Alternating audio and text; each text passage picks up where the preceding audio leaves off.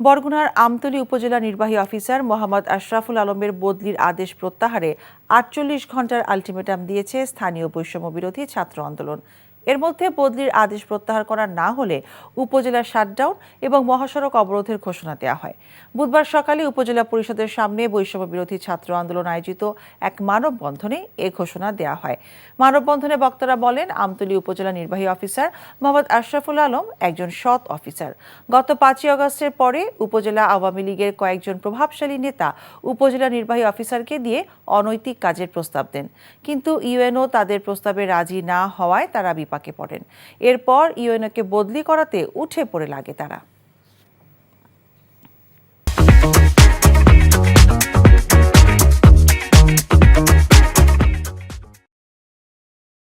চাকরি পেয়ে গেছি। চাকরি? আপনার কি কোনো কমন সেন্স নেই? আপনি একটা মানুষের বাসায় ঢুকে পড়ছেন কিভাবে? বাসায় প্রবেশের কি নিষেধ আছে নাকি? এই অসময়ে ছাদে আসার কারণ কি? নতুন করে কারো প্রেমে পড়লেন নাকি? আমি আকাশ দেখছিলাম, আকাশ দেখতে দেখতে হারিয়ে গেলাম, হঠাৎ করে আপনি আসলেন।